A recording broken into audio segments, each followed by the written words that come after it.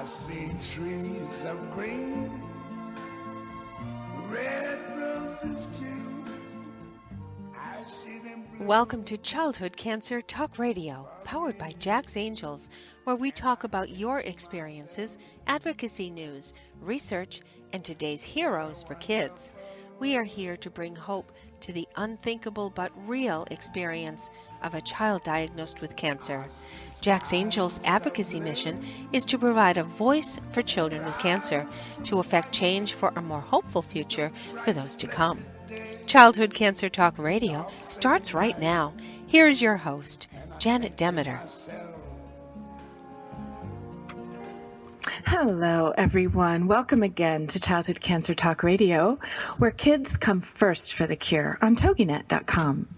I'm Janet Demeter, your host, coming from the studio this week after finishing a 200-mile trek from Bakersfield to Huntington Beach. That's the N8 Pediatric Brain Tumor Foundation in Bakersfield, California, down through Santa Clarita, California, home of Jack's Angels, and finishing in Huntington Beach, home to the McKenna Clare Foundation for Pediatric Brain Tumor Awareness and Research.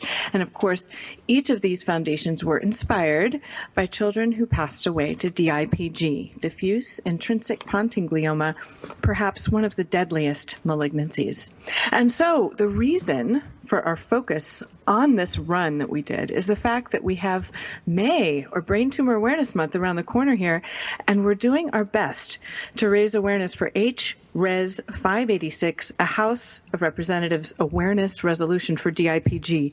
Not only does it honor the thousands who have passed, but it brings hope to those currently fighting by asking for more consideration for low survival rate cancers and years of life lost in the research grant process with the National Cancer Institute. NCI currently gives only 4% of its annual budget for research to pediatric cancer as a whole. So the DIPG is responsible for 80% of pediatric brain tumor deaths annually and has seen no change in its dismal survival rate in over 40 years, is a poignant example of the marginalization of all pediatric cancers where research into causes and conditions is concerned. Childhood Cancer Talk Radio is brought to you by, in part, Jack's Angels Foundation, the mission of which is to see the day when we're sorry, but there are no solutions for your child because the numbers aren't great enough for investors, is no longer something that parents of children with cancer hear. We have a fantastic guest for you today, Gina Renay, author, mom, grandmother, who has created a very special comfort doggie for children. The hurts, physical and emotional, can be really tough for kids with cancer, as well as their family members and especially their siblings. Gina is the founder of Owie BowWowie and Friends Foundation. The nonprofit organization creates and gives gifts of comfort to children who are hospitalized with a life-threatening illness in the form of a stuffed plush toy doggie named Owie BowWowie. She is also the author of Onward by Faith, A Mother's Journey to Iraq and Back. She took the diary she kept while her son was deployed and wrote a book that all Marine families can find strength and comfort in reading about God, country, and faith. It tells of difficult times, joys, and disappointments that a mother and family face when their loved one serves in the military. Gina is also the co-founder of Marine Comfort Quilts, which provides thousands of quilts for Gold Star moms. The group's mission was to deliver a comfort quilt to each mother of the fallen who have given their life for our freedom. She is a writer for many publications and currently assistant editor and contributor for the Congressional Medal of Honor Foundation's annual publication. She is the mother of 3, grandmother of 5. My gosh, Gina, I'm tired just reading all this stuff. Welcome to our show today. We're so glad to have you with us. Oh, well, thank you for inviting me. It's just great to have you. Honestly, all of these accomplishments, these experiences you had, none of them easy. What made you decide to create Owie? It's interesting. Well, much like you, and you were talking about the other nonprofits in Huntington Beach, right? Yeah. That started their foundation because they also lost a child or knew somebody that lost a child or they were impacted by a child. I think most of us start something because of somebody we know or somebody we met, and that's kind of what happened to me. in 1989, I was hospitalized. I had to have surgery. And when they were done with me, they had no room for me in the adult ward.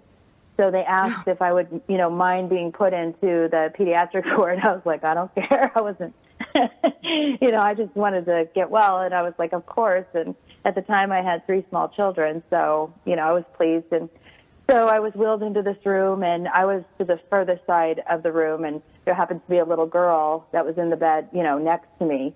And for a couple of days, it was about 3 days, I was laying there, and both of us were kind of medicated. She had just had surgery on her head, and she was actually bandaged. And I kept watching her. I kept just kind of fading in and out, and sometimes I have a hard time waking up. I've had a lot of surgeries, and I've never been one that just goes, okay, I'm awake. Yeah, who does? So I know, but some people better than others, but for some reason, and I think God allowed me to do that so I would kind of observe. And I noticed that nobody came in for this little girl. And on the 3rd day, a nurse came in and brought her this little stuffed plush, animal, and I can still see her. She took the animal and she looked at it and she lifted it and she chucked it across the room. And I remember just being inquisitive, like, why would a child throw a stuffed animal? I had 3 kids and I couldn't imagine. So I actually pulled myself out of bed, got my little IV and, wheeled it to the end of her bed, and I picked it up and, wheeled it over to her, and I sat at the corner of her bed next to her. And I just looked at her. I said, honey, what's wrong? Why would you throw this little stuffed dog? And she looked at me and she said, it's not mine, it's broken. Well, back in the day, you could donate used toys to hospitals. You could clean them up and drop them off, and they would give them out, which was wonderful. But, obviously times have changed, but I happened to look at the dog. It happened to be a stuffed little dog. And I looked at it, and sure enough, its ear was ripped. And so I'm just sitting there, and I'm thinking, oh, okay, what do I do? And I happened to look over, and there happened to be some gauze that a nurse had left on the side of her bed sitting on a table. And all of a sudden, it just came to me, and I got the biggest smile on my face, and I grabbed it, and I started to wrap, the Band-Aids, on the doggie's head to match hers. Aww.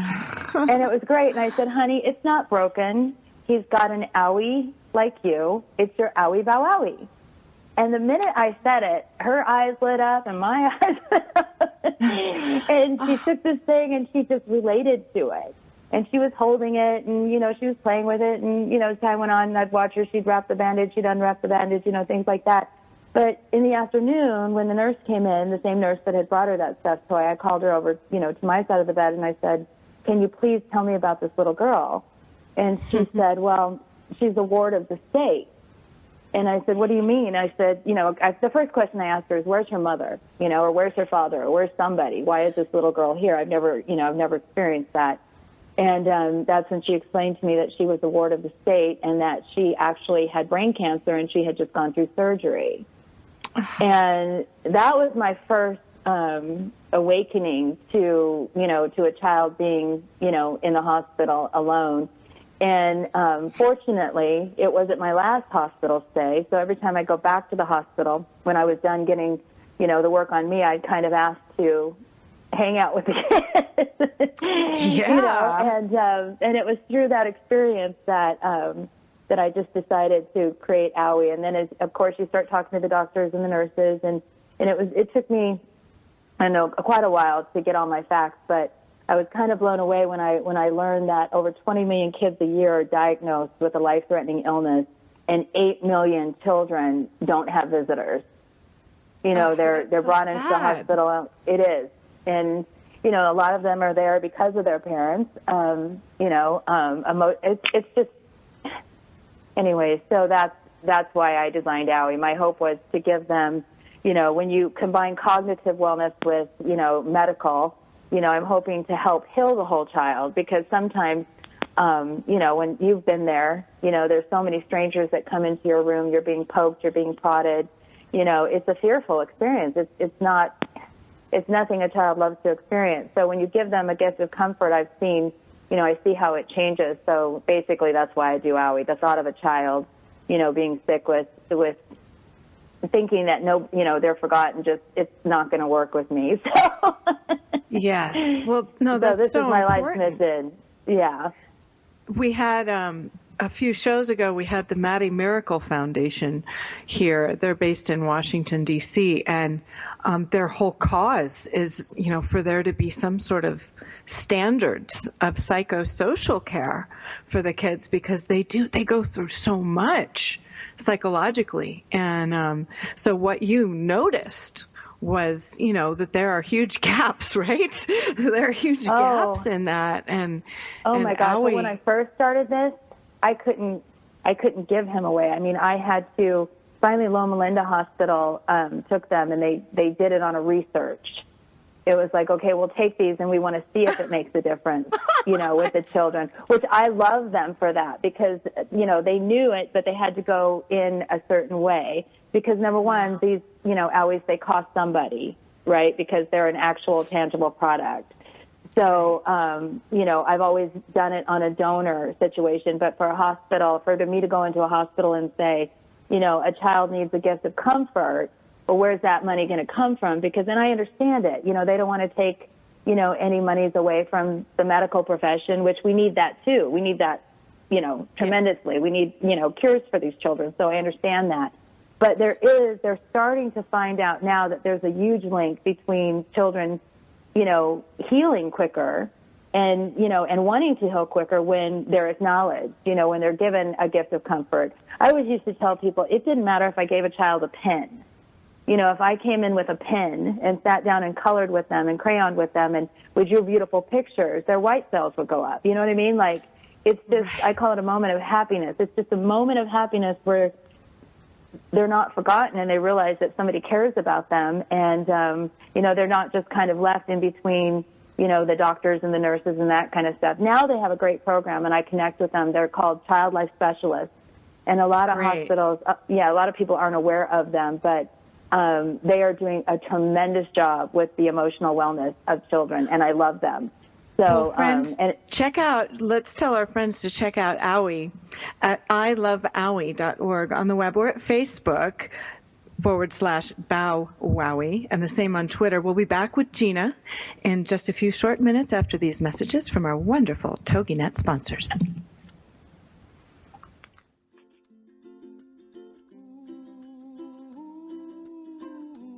Stay tuned. Janet will be right back with more on Childhood Cancer Talk Radio, where kids come first for the cure. Have you heard? The pages of American Patchwork and Quilting magazine come to life on our new weekly online radio show, American Patchwork and Quilting. Join Pat Sloan, our blogging and quilt designer host, as she talks about the latest trends, ideas, and inspirations. Her guests include quilt pattern designers, authors, quilt shop owners, and our editors, all quilters, just like you. Call in with your questions. Get quilting tips from industry experts. Learn about free patterns. Hear behind-the-scenes stories from our magazines, American Patchwork and Quilting, Quilt Sampler, and Quilts and More. Get the scoop on free stuff and find out more about the best independent quilt shops in North America. To listen to a live show, tune in Monday at 4 p.m. Eastern. Just log on to allpeoplequilt.com/radio. To hear past shows, go to iTunes and search for American Patchwork and Quilting Radio. We hope you'll join us because we know that quilting changes everything. LinkedIn. It's a great tool and a great way to do business in today's social media-driven world. And Carol McManus is the LinkedIn Lady with the LinkedIn Lady Show. Tuesday and Wednesday afternoons at 4 p.m. Eastern on allbusinessradionetwork.com. The LinkedIn Lady Show is designed to inform, inspire, and educate businesses. Every social media site has a specific demographic, personality, and purpose. And the LinkedIn Lady will interview a variety of guests, such as business owners who can showcase their business and talk about how they use social media, such as Facebook, Twitter, YouTube, Google+, Pinterest, and of course, LinkedIn. For more on Carol and the show, check out her website, LinkedInLady.com. As trends change and new applications become available, the LinkedIn Lady Show will bring that information to you in an easy-to-use, fun, and engaging way. Every Tuesday and Wednesday afternoons at 4 p.m. Eastern, it's the LinkedIn Lady Show with Carol McManus on allbusinessradionetwork.com.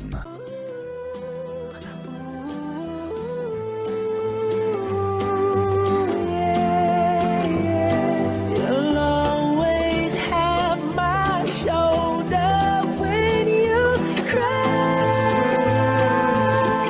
Welcome back to more great conversation on Childhood Cancer Talk Radio, because every child's life deserves hope. Here's Janet. And we're back with Childhood Cancer Talk Radio on TogiNet.com, where every child is a life and not just a number. Childhood Cancer Talk Radio is powered by Jack's Angels Foundation for Pediatric Brain Tumor Awareness and Research, to be found on the web at jacksangels.org. I'm Janet Demeter, your host, and we're back with our guest today, Gina Renay, who is Childhood Cancer Talk Radio's Hero of the Week. She's an author, a mom, and a founder of Owie BowWowie and Friends Foundation, a nonprofit support organization which creates and provides comfort to kids with life-threatening conditions in hospitals in the form of an adorable plush toy doggie named Owie. Gina, before the break, we were talking about when you were first getting Owie into the hospitals. I think it was Loma Linda you had talked about, said, okay, well, we'll try him as a research project. Could you tell us about that, how that went? Well, let me backtrack for a second. When I first started making him, I handmade him. So nice. He was brown and had these he had his head actually I bandaged, and he was really cute. It took me I would say 10 years to even create him in the form that he was. I would give blankets at first, when I couldn't get Owie, it was just like this labor of love. And then about 15 years ago, maybe 14 years ago, I received a call from a hospital in Sacramento about a little girl that had passed away, right? Or was very sick, and she had no visitors. And the phone call went, "Are you the lady that makes these toys for kids?" And I said, "Yes." And she said, "We have a little girl. She's not going to make it, but it would be wonderful if she could have something from somebody to know that, somebody cared other than us, Oh, wow. And I'm like, yeah. And I was like, okay. And so I told her that I would get it to her in the morning. And I was working full time, and it took me all night to make these things. And something happened, and I wasn't able to make it that night. So the next morning, I'm getting up and the phone rings, and it's the same woman. And she says, "Hey, Gina, where are you? Are you coming?" And I said, "I'm so sorry. I was just going to call you." I said, "But I'm not going to be able to make it, but I will stay up tonight and I will make it and I will drive it to you in the morning." And she was very upset with me. and I understood that, and I felt so bad, and I said, "But I promise you I'll get it to you in the morning." So I went to work, and I came home and put on a pot of coffee, and it literally took me all night to make this Owie in the blanket and the little carrying case, and I didn't even take a shower. And I drove down to Sacramento, and Sacramento was probably about an hour and 10 minutes from me, and I still had to be back at work by 8. So I drove down there, and I went up to the third floor of the children's ward, and I walk up there, and I'm holding Owie. I've got him in my right hand, and right then the woman looks over. There's a woman. She looks over at me, and she knows it's me, I guess, because I'm the only one carrying this, this gift package. And instead of stopping, she approaches me, and in anger, she says, "You're too late." And she kept going, and I didn't arrive in time. And I just stood there, and everybody, the nurses at the table, everybody just kind of looked at me, and I got tears in my eyes and almost put my head, I just was almost shameful, like, oh my gosh, here I committed to this, and I couldn't do it, And so I went down to the elevator, and I remember putting Owie in the passenger seat of my car, and I buckled him in.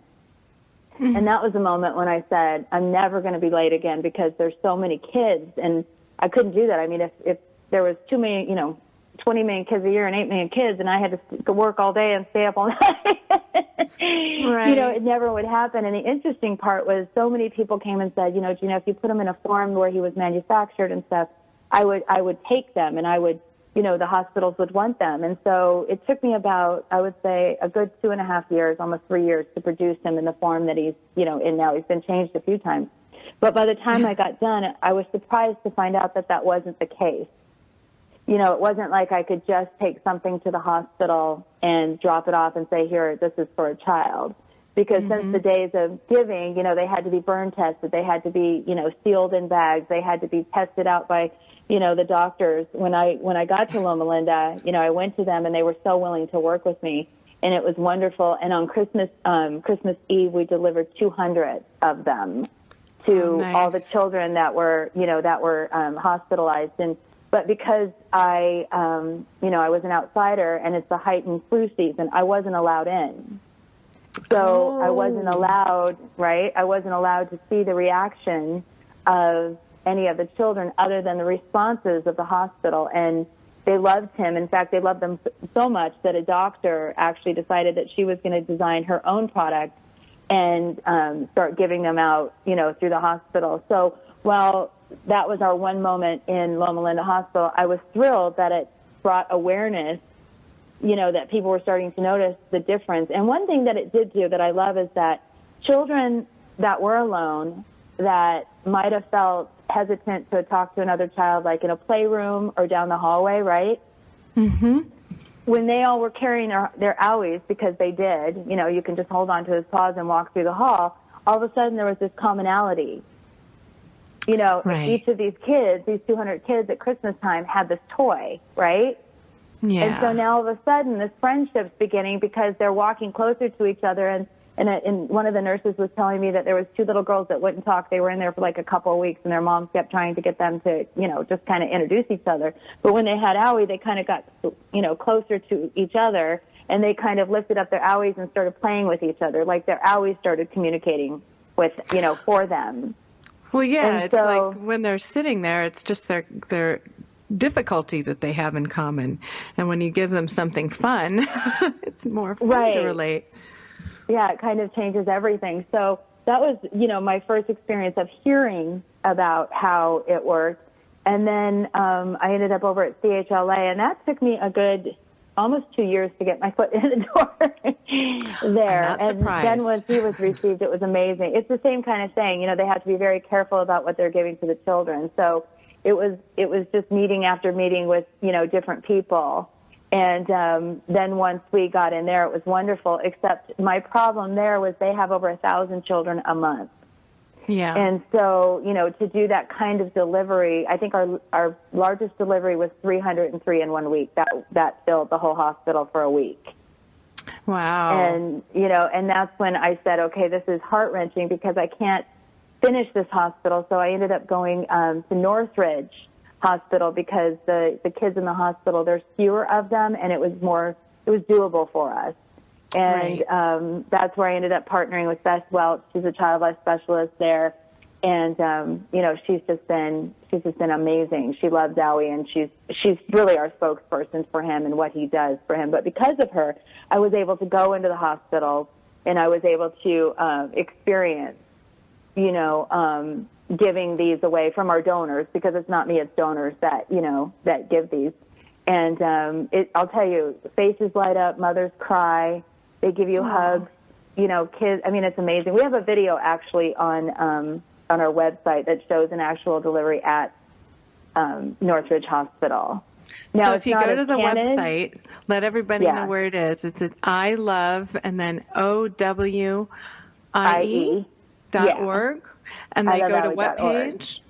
And if you go to, I think it's, if you just scroll, I should know this thing because I'm on it every day. Okay. I'm so close to it. It's not even funny. It's like I know where to go, but can I tell you where to go? Here, I'm going to hit it real quick. I love OWIE.org. I'm sure they'll find it. Yeah, if you just go to the Examine Giving, and that will show you all the different links that you can go to, and it'll show you. Cool. Awesome. So how about, speaking of, staff and parents and everyone, how did the first parents respond to him? What was that like? Well, I think the best one, I think this is the one that kind of sums it up, was I was actually at Cedars-Sinai. We were doing a Valentine's Day delivery.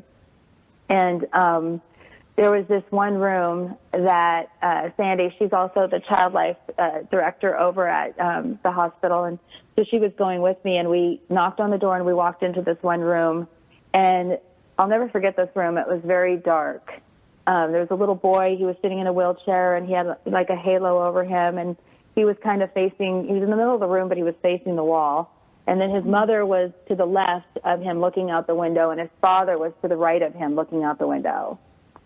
And that was probably the only room that I walked into where I just had to hold back the tears. Like I felt it. Like I didn't know what was wrong with him, but whatever it wasn't good, Right. And so he was about 8, and the cutest little boy, brown hair, brown eyes, just adorable. And so I walked over to him, and I kind of bent down, and I said, "Hey, honey, happy Valentine's Day." And, I'm trying to keep a smile on my face, and I told him about Owie and that he had, an archangel who had donated, a surprise for him, and did he want me to open it for him? And he just looked at me and said, "No, thank you." And I said, "Yeah." I said, "Are you sure?" And he goes, "No, thank you." And I said, "Okay." And, Sandy looked at me and she said, "Well, let's just leave it with him and we'll go." And I said, "Okay." So I left him the box because at the time we delivered him in like these little doghouse boxes. So I left it on his lap and I walked out. And the minute I walked out of the room, my eyes filled with tears. And I had never done that. And Sandy looked at me and she said, "You know what, Gina, you stay here and wash your face," because there happened to be a sink right outside. "Wash your face and wash your hands because you can't go into the next room looking like this, and I'll go deliver this one." Aww. And I said, "Okay." So I'm standing there and I'm washing my hands and I'm just trying to, clear my face before going to the next room. And all of a sudden that same door flings open. And all of a sudden I turn around and here's this mom, and she has the biggest smile on her face. And I looked at her and she goes, "Oh my gosh." And I said, "What?" And she goes, "Do you want to come in and see my son smile?" And I said, "What?" And she goes, "No, really, lady, do you want to come in and see my kid smile?" And I'm like, "Okay." And right then she turns on the light, and all of a sudden I come in the room. There's light in the room. Her husband's standing behind her son in the wheelchair. This little boy is holding this thing, and he's got the biggest smile on his face. And all he says to me is, "Hey, lady, this is cool. I love him." And I just went, "Oh my gosh." And the mother looked at me and she goes, "I have not seen him smile in so long. That little dog is so cute. Thank you so much." And I'll never forget that room, just because, like I said, the dynamics of what I walked into is not the same room I ended up walking out of. Unrecognizable. I mean, yeah. That's amazing. Yeah, it was just super fun. And most of the rooms are always, "Oh, thank you." And it's always a hug from the moms. If there's a mom in the room, and there's a hug and tears and "Thank you so much for thinking of my child." Well, thank you so much. I want to hear more. We'll be right back after these messages from our awesome TogiNet sponsors. To visit Owie on the web, go to iloveowie.org.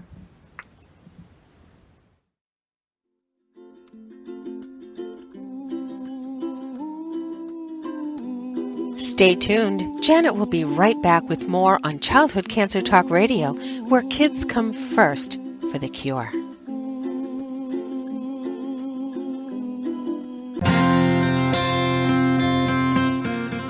Would you like to know how to bring more ease to all the decisions you need to make in life? Knowing your core values is the first step in Joyce's free live masterclass. You'll discover your top 5 core values in as little as 45 minutes. Join her now at freegiftfromjoyce.com.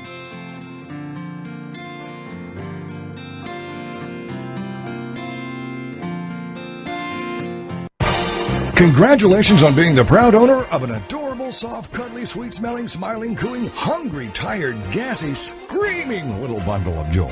So now what? Where's the owner's manual for this thing? Where are my instructions? Right here. It's Baby and Toddler Instructions with Blythe Lipman on TogiNet.com.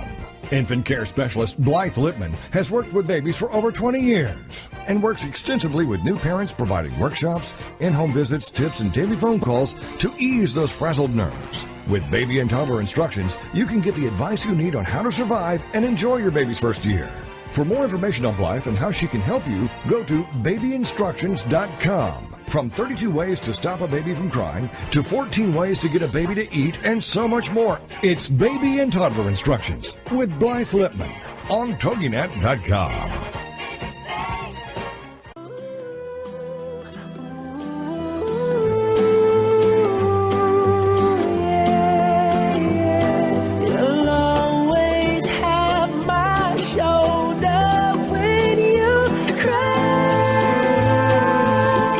Welcome back to more great conversation on Childhood Cancer Talk Radio, because every child's life deserves hope. Here's Janet. Welcome back to our show today with Gina Renay of Owie BowWowie and friends on Childhood Cancer Talk Radio, where kids come first for the cure, brought to you by Jack's Angels Foundation for DIPG Awareness and Research at jacksangels.org. Before we return to our conversation, we have this bit of childhood advocacy news for you. And I'll tell you what, that was such an amazing story. We're going to have to return to it after this bit of advocacy news because my head is still reeling over it. It was just amazing transformation, folks, of sadness and loss and despair to hope and joy and smiles. It's just incredible what this little Owie BowWowie dog can do, and his mastermind, Gina Renay. Childhood Cancer Talk Radio is dedicated to providing a forum of support and discussion for those affected by childhood cancer, of research information, advocacy news, and a sense of community for all of us who are in some way involved in the struggle for our children to be prioritized in our medical research system. For those not directly affected, we provide education, awareness, and an understanding that the difficulties for families of children with cancer reflect deeper problems in our society that affect all of us, whether or not we are aware. And most importantly, we strive to speak out for our most vulnerable citizens, our children with cancer and other so-called rare diseases. Many parents take on the mantle of advocacy for their child who has passed on to fulfill his or her dream. Some take it on to set about righting some wrongs they've experienced along the way to help others currently battling. And most importantly, we speak out for the inadequacies in research funding for kids and the unacceptable realities that this creates for these children and their families right now.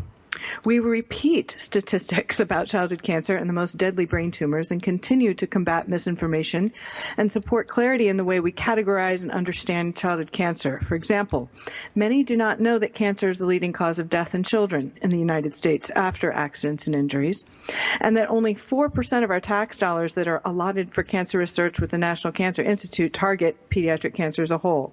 For the leading cause of cancer-related death in children, brainstem glioma, there has literally been no change in prognosis or treatment protocol for decades, and the families have been expected to accept that there are no solutions because their lives are basically insignificant to research investors.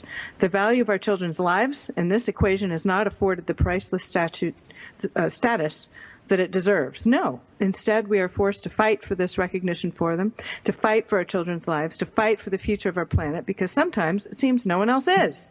So it's an exciting time with important legislation for children with cancer needing your support. May is around the corner, and it's Brain Tumor Awareness Month. Did you know that brain tumors are the leading cause of death in children with cancer? Yet it is one of the least funded areas of cancer research, not only by the private sector, but also by our federal government. It's true. And this is especially telling with the very low survival rate of less than 1%, for all practical purposes 0%, for diffuse intrinsic pontine glioma, or DIPG. With unfortunate regularity, parents are told that nothing can be done. The median survival time is 9 months, and the most recent House resolution is HRES 586 and needs your support. Sometimes an awareness resolution is just the perfect way to start people talking about an important idea that has been neatly evaded for a long time. Chad and Jack's DIPG resolution calling for a National Awareness Week for DIPG and its thousands of departed heroes and brave kids currently fighting to stay alive, and more awareness for the neglect of pediatric cancer in our medical research system. By using diffuse intrinsic pontine glioma as an example, in HRES 586, we learn how the second most common pediatric brain tumor is responsible for the majority of brain tumor deaths in children each year, yet there's been, of course, no progress in its terminal prognosis in over 40 years. With an average of, 20,000 years of life lost each year. I don't like saying it, but it's kind of dramatic. HRES 586 calls for more consideration of low survival rate cancers and years of life lost in the research grant process with the National Cancer Institute. It's the only thing that directly attacks that issue. With Brain Tumor Awareness Month around the corner, we're encouraging all listeners to familiarize yourselves with HRES 586, Chad and Jack's DIPG Awareness Resolution, named for little Chad Carr of Ann Arbor, Michigan, and Jack Demeter of Agua Dulce, California, who just happens to be my son. For more information about HRES 586 and the ways that you can help, visit the Children's Cause Cancer Advocacy website at www.childrenscause.org, or for Jack's Angels page, which actually leads back there, visit HRES, that's HRES, 586.com. Jack's Angels Advocacy Mission is going to Washington, D.C. next week in support of this initiative, seeking counterpart legislation in the Senate and support from the White House. Our recent guest, CEO of the Children's Cause, George Dahlman, encourages all listeners concerned with advocacy to visit the Children's Cause for Cancer Advocacy website, again at childrenscause.org. The Children's Cause leads in providing a voice in Congress, the administration, and government agencies for parents and advocates around the United States, people just like you. By visiting the Children's Cause website, you can learn more about how you can help this bill and other legislation for childhood cancer by encouraging your reps to sign it and or encouraging your friends and family to do the same.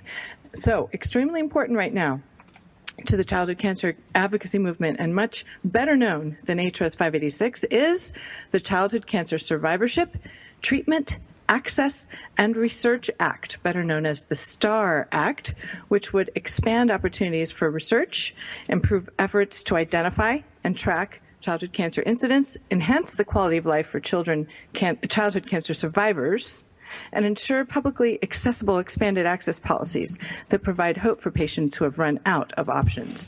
The National Brain Tumor Society is hosting its Action Days on the Hill, May 2nd through 3rd, around the corner in Washington, D.C. To advocate for their legislative agenda, which includes the STAR Act, visit www.braintumor.org.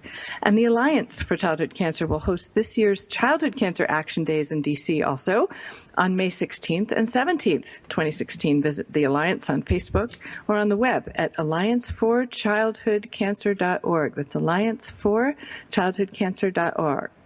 All words. Okay, CureFest 2016, a national movement, begins with the first steps, is September 17th and 18th. Don't miss this event in Washington. If helping our kids with cancer is very important to you, CureFest provides a supportive environment where people from all walks of life join together with a common purpose. You're not alone. CureFest is a great way to meet others who walk this path, network, and learn more about the possibilities for your role in the movement. And a news flash. The April 20th through 24th, just last week, historic 200-mile activist run for HRES 586, stretching from Bakersfield, California, the N8 Pediatric Brain Tumor Foundation, all the way down to Huntington Beach, was a big success. Our show on April 21st featured current activist runners for childhood cancer from across the country and a visit from Congressman Steve Knight of California's 25th District. The run was conceived to honor and to raise awareness for HRES 586 and those children currently on cancer's death row, fighting to stay alive with DIPG. They deserve so much more from us. Stay tuned for the continuation of this run. There are rumors, people, about it going across the United States. More on that later. Also, out here in California is the first ever Relay for Jack, benefiting pediatric brain tumor research at CCTR, the Children's Cancer Therapy Development Institute, May 28th, 2016, in honor of the first National DIPG Awareness Week. Relay for Jack is an ultra-distance 8-hour relay for serious runners, advocates, families alike with the children's course, wanting to raise funds for an innovative new research project for DIPG, the deadliest pediatric brain tumor. For more information, go to relayforjack.org. There's still sponsorships available. The bonuses include a TED-style talk for your company by scientific director Dr. Charles Keller of CCTR, or as a day as a scientist for 2 to 3 company employees at the laboratory at CCTR in Beaverton, Oregon. We are very blessed to have the founders of the Children's Cancer Therapy Development Institute return to our show next week to discuss this innovative new project for DIPG called Jack's 12 Pebbles, which is devoted to prolonging life with our best microchip and biologic technology. Don't miss it if you are at all interested in science and research. And the Michael Moser Defeat DIPG Foundation is hosting its first superhero sprint and 6K on Sunday, May 29th. And where is this? Oh, it's not in Washington. It's in Bethesda, Maryland, it's at 8 a.m. to 10:30 a.m. at the Westfield Montgomery Mall on Democracy Boulevard in Bethesda. Michael Moser Foundation has been a big supporter of HRES 586 and is one of the main contributors to the DIPG Collaborative, a group of foundations pooling funds together in support of DIPG research around the world. The foundation also worked hard for a big upcoming triumph, people. Maryland State Proclamation of DIPG Awareness Day, May 17th, 2016. Little Michael Mosier fought like a champion and passed away last May 17th, 2015, after being the largest contributor to the annual Race for Hope in early May, funding brain tumor research. The 2016 Race for Hope is this Sunday, and yours truly will be running for Team Big Hero 6 for Michael Mosier Defeat DIPG Foundation. And now with gratitude, I return to our conversation with Gina Renay, creator of the amazing healing doggie, Owie BowWowie. Gina, are you still with me after all that news? Oh my gosh, I've already signed up for 3 cancer websites. I'm like, what? You're talking and I'm like, okay, what'd she say? Okay, so yeah, I've just hooked up to like 3 websites and I should be getting news here shortly and trying to write your statistics. That's amazing. Oh my gosh. Awesome. Well, there's a lot going on and you just won't know about it. You don't know about it unless you look or you're involved even if you're involved in the community. That's why I do this, because this one very neglected tumor is kind of like this fulcrum for leveraging the whole issue of childhood cancer awareness. At least for me it is. And that's what we're hoping the result will be from HRES 586. So thank you for listening to all that. Oh my gosh. No, I want to know everything about it. I was blown away by the last story you were telling about the little boy who, at first, darkness, a room full of darkness. His parents turned away, staring. He wouldn't open your package. Like, go away, lady. And then as soon as you left the room, he opened it and life just completely changed. Like there's a light-filled room and a happy boy. Yeah. That's awesome. It was amazing. I don't know. And then, I don't think I told you this when we were talking before, but in November on Thanksgiving, my granddaughter, who is 4, got really sick. And so they live in Reading, and my son took her to the emergency, and within, 25 minutes, they had to fly her from Reading to Sacramento to the Children's Hospital and to UC Davis. And my son and his wife had just had another baby. They have three little girls, and and so he was working, and my daughter-in-law has this new baby and stuff. And so he called me and said, Mom, I need you to get to the hospital because I live up in Northern California. And so I got in the car and I went, and I ended up staying the 9 days that she was in the hospital with her. Wow. And I realized when I left, as sad as I was that it happened to her, I realized that there was so much that I didn't see with Owie. I joked when I got out that I was about ready to change his name to Fred. I'm so glad you did. No, I know, but every child, when the nurse would come in, it was, don't touch me. I have an Owie. Even Brooklyn, Owie, Owie. And I'm like, oh my goodness. But it was so beautiful because by the end of the 9 days, I was able to see how he could better be used for the children. Oh, go ahead. Sorry. No, that's okay. That's okay. We'll finish up. We'll finish our conversation on that when we come back. Sorry about that. With you, the secrets of redefining, reinventing, and rebuilding your life. Having pulled herself from the rubble of financial ruin and having gone on to create a highly successful career, Geraldine has become an expert in the art of transformation. She believes that it doesn't matter where you are right now, how overwhelmed you feel, or how impossible the task of turning your life around may seem. You can do it. Stay tuned as metaphysician, international best-selling author, and intuitive Geraldine Tegelov gives you the inner understanding and the outer practical how-to to create your amazing life. Gain a fresh perspective on how to redefine, reinvent, and rebuild your life. Join Geraldine Tegelov live every Tuesday evening at 6 p.m. Eastern Standard Time, right here on the TogiNet Radio Network. Secret Cuisines and Sacred Rituals is a quest, a place, and a feast. Join host Vilasi Venkatachalam every week to explore myths, mystique, old medicine, and brilliant modern solutions through a dazzling kaleidoscope of cuisines, cultures, and cures.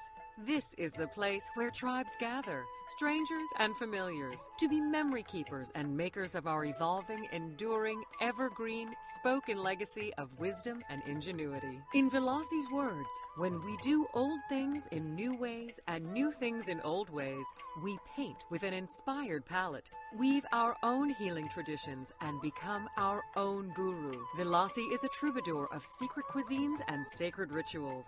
She collects stories of wisdom, ingenuity, and grit. She believes wellness and transformation happen when you stand at the threshold of delight and discovery. She displays her hidden penchant for drama when she leads the safari at the supper club. Her favorite pastime is to extol the marvels of cuisines, cultures, and cures. To her audience in workplaces, seminars, and salons, her mantra is, be your own guru. She is a biochemist, botanist, and alchemist who likes to churn delightful, useful things from a brew of art and science, ancient and evolving, old medicine, and new cures. Join Veloci every Friday at 11 a.m. Eastern Standard Time, only here on the Woohoo Radio Network.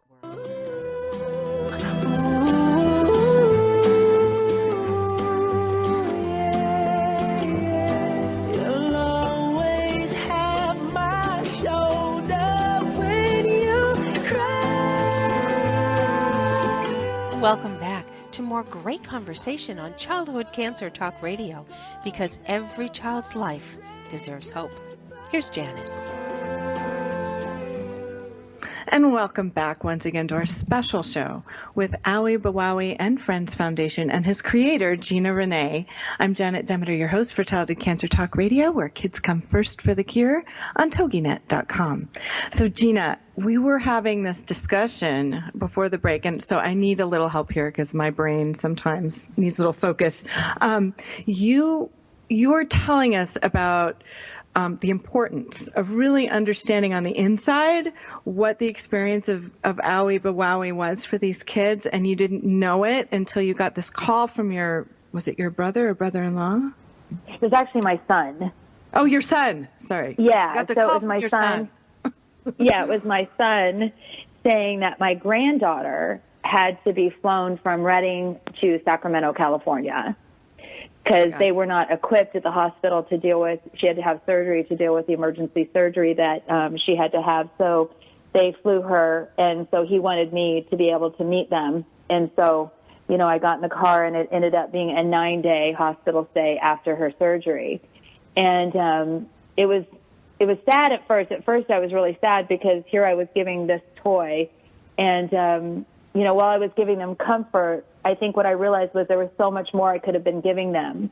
But because I didn't understand exactly, you know, you can read a book, you can talk to doctors, you can talk to nurses, you know, you can do your research, but until you're living it, you know, until you're, you know, hearing these kids scream at night or these machines go off or seeing a child without a parent, because in my granddaughter's hospital room, I actually stayed the night with her because my son had to work, and my daughter-in-law had just had another baby and had another daughter, so she would, you know, we'd all be there during the day, and then at night they would go rest so that they could function, you know.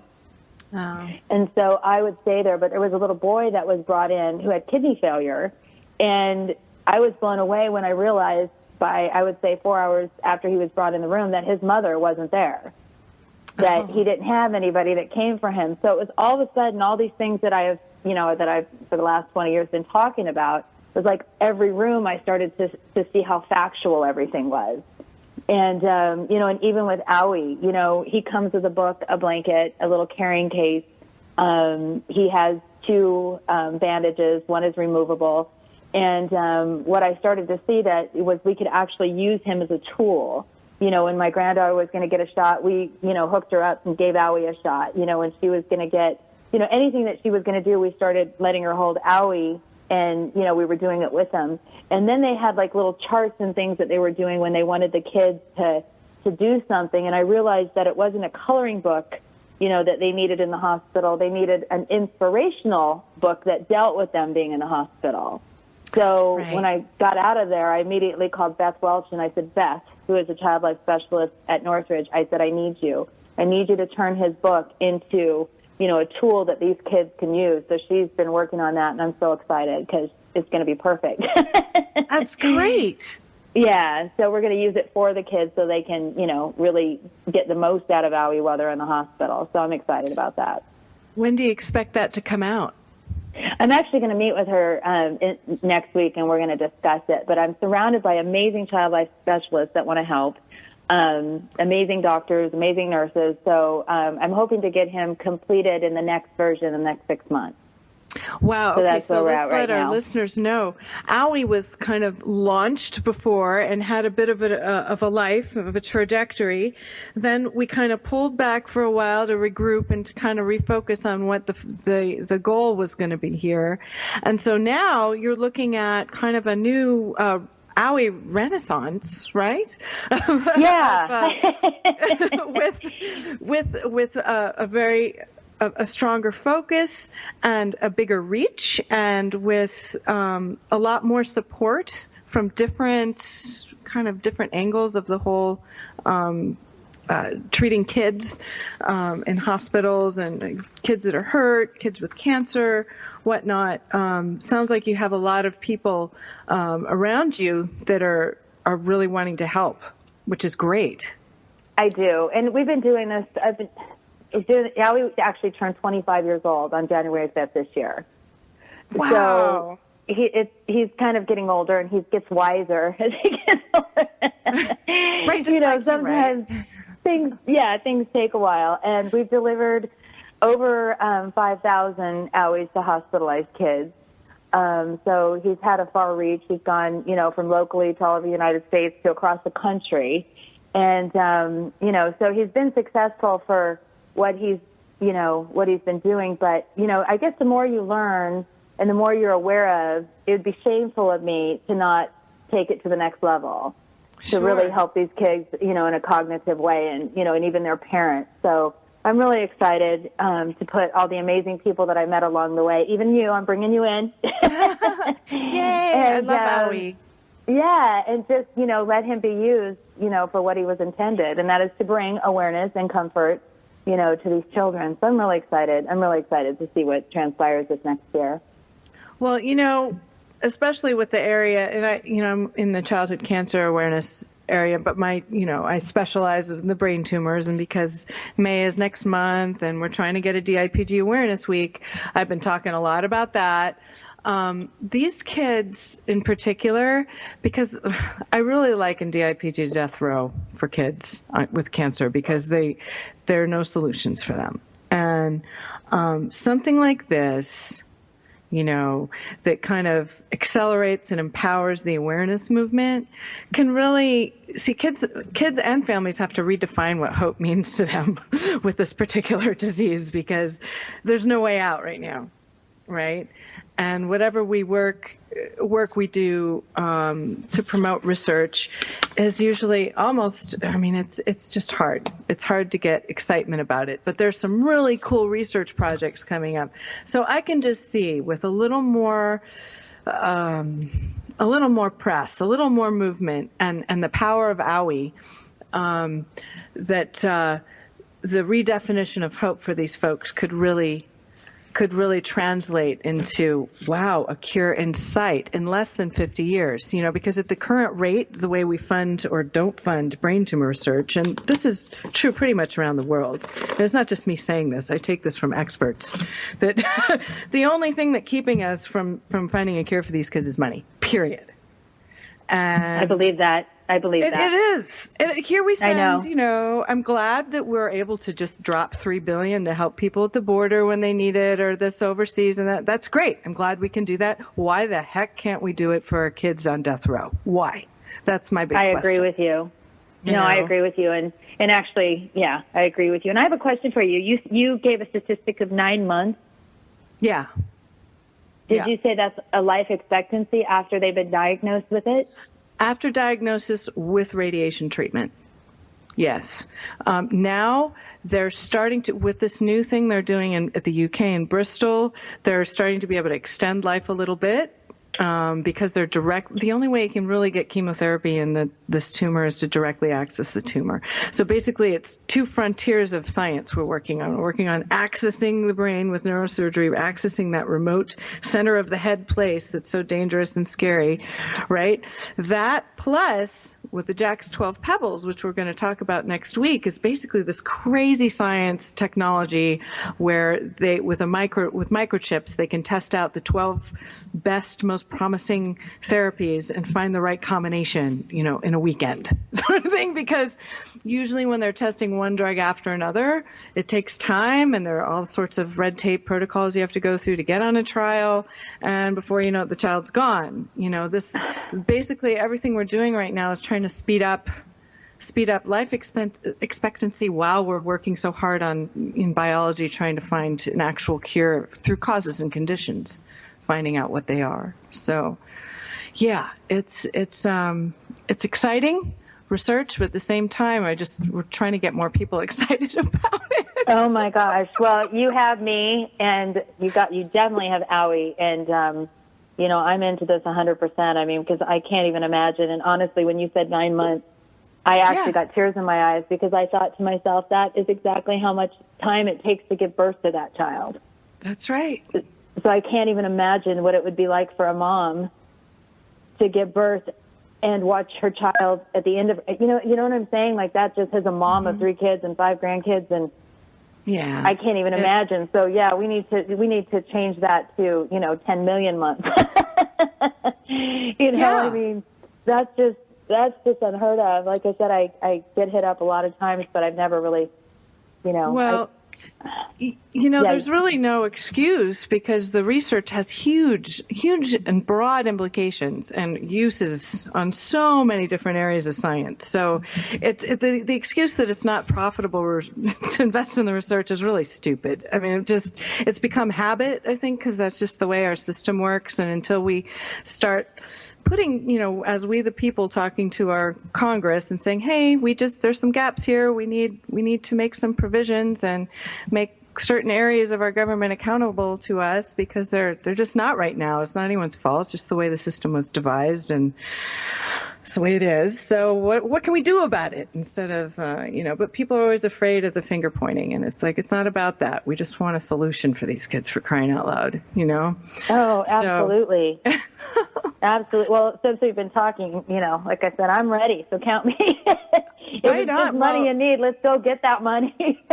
Seriously. Well, I'm thrilled. I'm just thrilled to have you on the show today.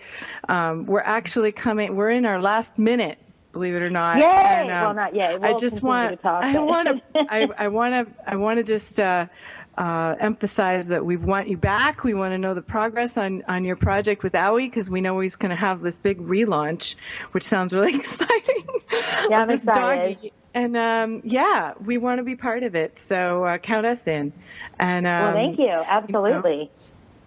So friends, go to www.iloveowie.org and look him up, check him out, and follow him on Facebook. That's BowWowie, right? Facebook /BowWowie. And here we are entering our last few seconds. Thank you, Gina, so much. And thank you to our fantastic TogiNet sponsors without whom we would not have this show. And I mean that from the bottom of my heart. And we'll see you all soon, like next week. Bye. Bye. Thanks, Janet. You have found inspiration from today's show. For more about Janet Demeter and her mission, visit jacksangels.org. As founder and president, Janet strives to assure that children with cancer and their parents have a voice, raising awareness for the need to prioritize our children in the quest for our